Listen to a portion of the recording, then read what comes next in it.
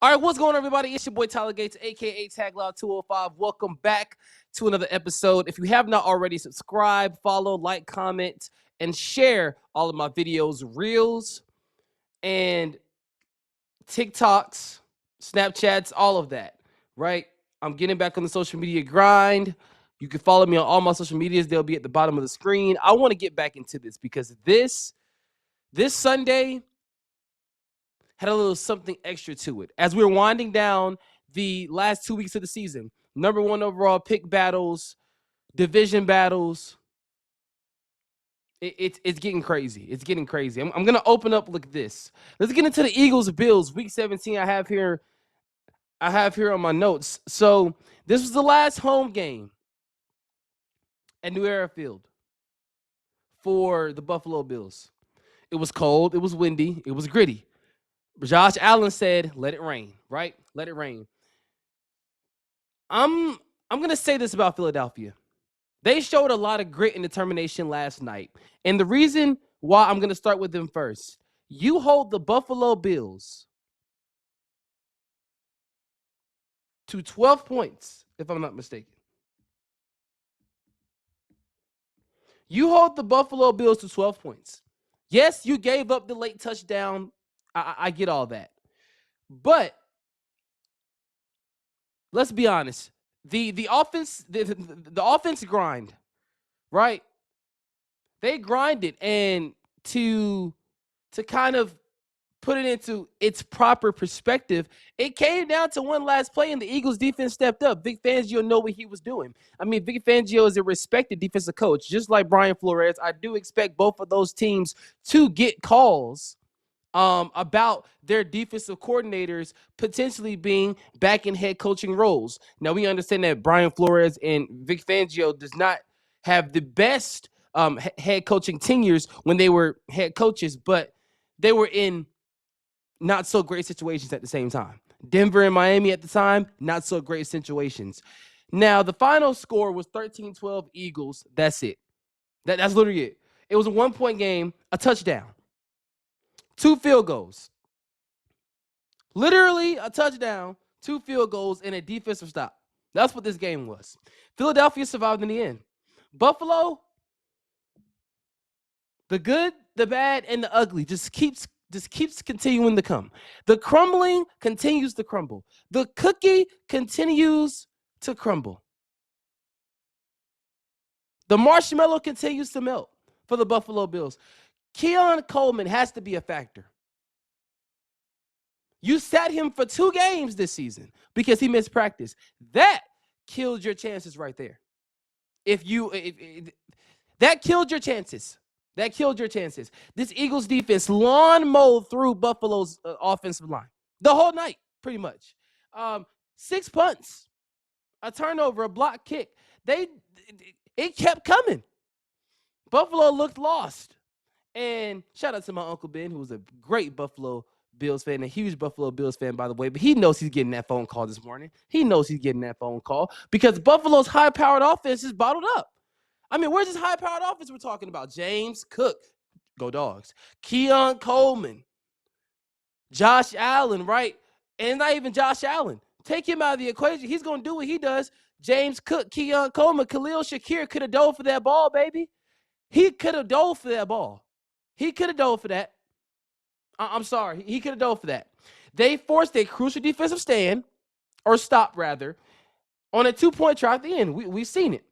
This was not pretty. This game was not pretty. This wasn't a clean game. This wasn't a smooth game. And this dang sure wasn't a game that you could be proud of for both teams. Let's just be honest. Especially if you have Super Bowl aspirations. This was a tough game. It was gritty. It showed determination. And it had playoff intensity. But 12 points? Buffalo? 13 points? Philadelphia?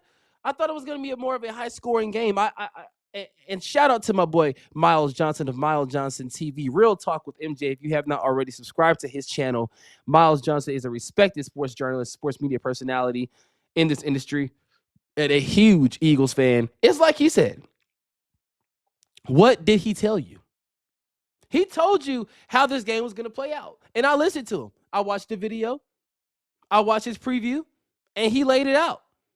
And He did a great job laying it out. But the offense for the Buffalo Bills is good, bad, and ugly. I just got into that. But I'm going to keep it as short as this. Let's talk about this offense of the Philadelphia Eagles. I'm going to be honest with you. It did not look like an elite unit. Philadelphia dominated early. It was 13-0. So Philadelphia gave up 12 unanswered points. 18 plays, 16 yards.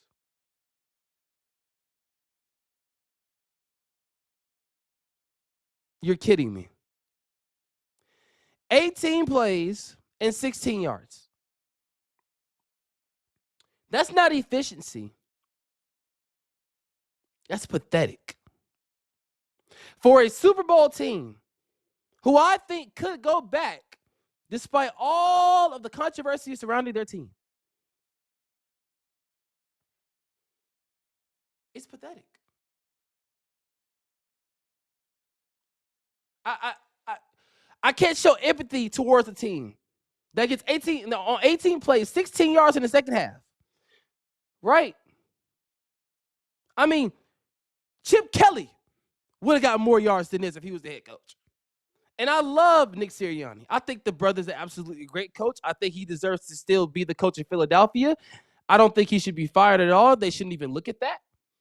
The controversial play calling at times was confusing to me for both sides, but more so Philadelphia. When you have A.J. Brown, when you have Saquon Barkley, and you have Dallas Goedert, right?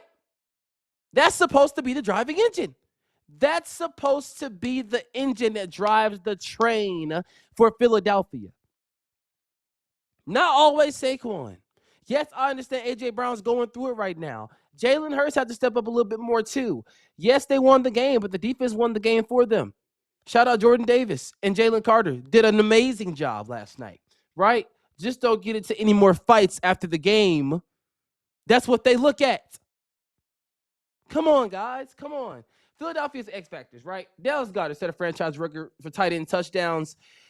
I mean, look at some of the great tight ends that they've had throughout their history. Zach Ertz automatically comes to mind. Brent Selleck, if you are an OG.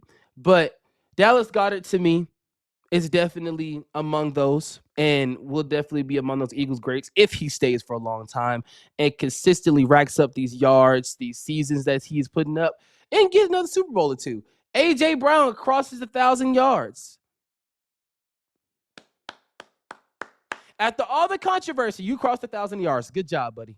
And I want you to have this accomplishment. You have a Super Bowl, right? But you complained about the Super Bowl saying that it's a new season. I get all that. But you just wanted attention. Now that you have the attention on you, let's play. Let's play, okay? Jake Elliott, he keeps his boots on the board when needed. I mean, this brother, when he kicks, he never misses almost. He almost never misses. When you talk about leadership on the field, these things matter, right? But we still expect more points, as I'm reading here my stats, right? You have to expect more points in big moments, though.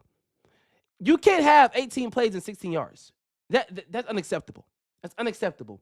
But the Bills' late game push showed that they're still dangerous. Josh Allen rallied them.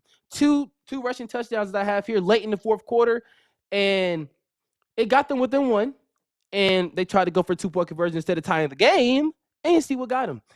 Then, right, this is where we get dramatic. The Bills go for 2 points, like I just said, with 5 seconds left in the game. They go for it after getting the touchdown. Allen throws it to Shakir. He could have dove for it, like I just harped on, and the game is over. When you look at a defense in the eye and you miss that throw, that's killer. You saw what he did. You saw what Josh Allen did after he missed the throw. He knew he missed that throw. I don't think Josh Allen's injury. Yes, he's dealing with some type of injury. He hobbled. I don't think that's going to be that big of a foot issue. But the little injuries, they add up, especially going into January in a couple of days in the new year. What does this all mean for Philadelphia and Buffalo? For Philadelphia, they moved to 11-5, surviving on the road, staying ahead in the NFC East. Obviously, going to win the division there, but they stay in the top of the NFC seeding hunt. Are they going to get that number 2 seed? I think Chicago firmly has that number 1 seed unless somebody jumps them or have jumped them. I have to go look again. Buffalo, for them, also at 11-5 right now. They're going to stay in the playoffs, obviously, but the loss last night cost them the division. You have New England winning the division. We didn't want this to happen at all. We didn't want this to happen. But thanks to the Bills losing, the Patriots have won the AFC East. Now, to end this off, here's the bottom line. This game was gritty. Defense, heart. Philly pride, Philly faithful. They all come out. Billy pride, Billy faithful. The Buffalo pride, the Buffalo faithful. That's what they like to say. It wasn't perfect. They didn't score a ton of points, but they won. In January, that's not going to fly. They know that. It's not going to fly. I'm sorry, it's not going to fly. January football is where this team belongs, but the Eagles they have overlooked a couple teams this season, which cost them to lose to the Broncos when the Broncos were at their lowest. They didn't look like the world beaters from last year, but they escaped. They nearly escaped. That matters. And Buffalo, they're still a threat. As I'm looking here, they could be a threat. These stats are ridiculous. They got to get better, but they can still be a threat if they fix the little things in their offense, tweak a couple things in their defense. You know, and one thing I want to say before I go, Matt Milano, I mean, my goodness, man. How many times is he going to get injured in the season? I just want to see him play in the playoffs in a big game. That's it. This league is full of chaos. I love this time of year.